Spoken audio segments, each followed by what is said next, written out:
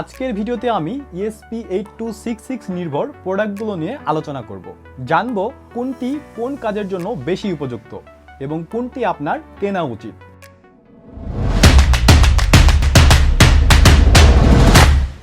Engineering পড়ছেন বা কোনো টেক প্রতিষ্ঠানে যুক্ত আছেন কিন্তু আর্ডিনো, STM32, রাসবেরি পাইয়ের নাম জানেন না, এমন কাউকে হয়তো আজকাল খুঁজে পাওয়া যাবে না।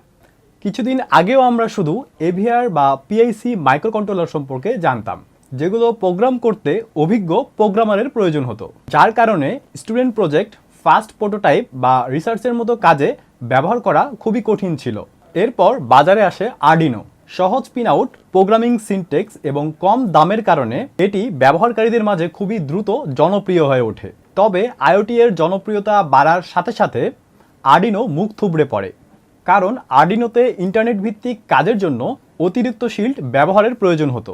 ফলে আর্ডিনো এর এক্সিস্টিং সকল ফিচারের সাথে শক্তিশালী প্রসেসর, ওয়াইফাই এবং ব্লুটুথ ফিচার নিয়ে বাজার দখল করে নেয় ইএসপি মাইক্রোকন্ট্রোলার। এই ইএসপি মাইক্রোকন্ট্রোলারের দুটি ক্যাটাগরি হলো ESP8266 এবং ESP32। বাজারে ভিন্ন ভিন্ন কাজের জন্য আলাদা ফিচারের ইএসপি সক রয়েছে। ফলে এত প্রোডাক্টের মধ্যে কোনটি কোন কাজের জন্য বেশি উপযুক্ত তা নির্বাচন করাই এখন কঠিন হয়ে দাঁড়িয়েছে। আজকের ভিডিওতে আমি ESP8266 নির্ভর প্রোডাক্টগুলো নিয়ে আলোচনা করব।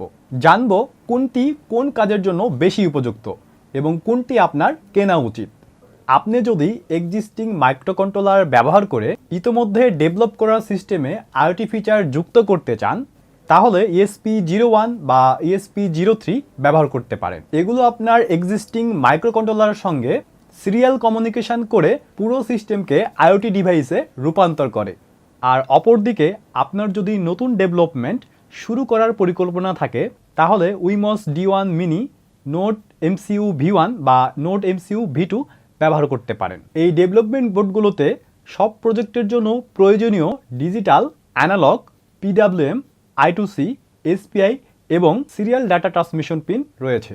আর USB পোর্ট ব্যবহার করে সরাসরি প্রোগ্রামিংও করা যায়। তবে আপনি যদি আর্ডিনো ফর্ম ফ্যাক্টর এবং আইওটি উভয় বিষয় একই সাথে বিবেচনায় রাখতে চান, তাহলে উইমস D1 R1 ডেভেলপমেন্ট বোর্ডটি পছন্দ করতে পারেন। ESP8266 ব্যবহার করে তৈরি করা এই বোর্ডটি দেখতে আর্ডিনো উনোর মতোই এবং পাওয়ার, রিসেট, USB এবং GPIO সব কিছুতেই আর্ডিনো এর মতো ব্যবহারিক অভিজ্ঞতা পাবেন।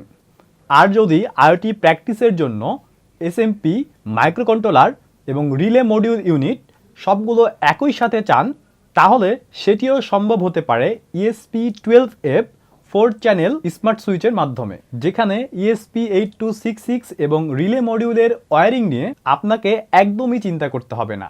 সব কিছুই পাবেন একদম রেডিমেড। তবে প্রোগ্রামিংয়ের জন্য আলাদা USB টু সিরিয়াল কনভার্টার প্রয়োজন পড়বে। আজ এই পর্যন্তই। আশা করি ESP8266 সম্পর্কে তথ্যগুলো আপনাদের কাজে লাগবে।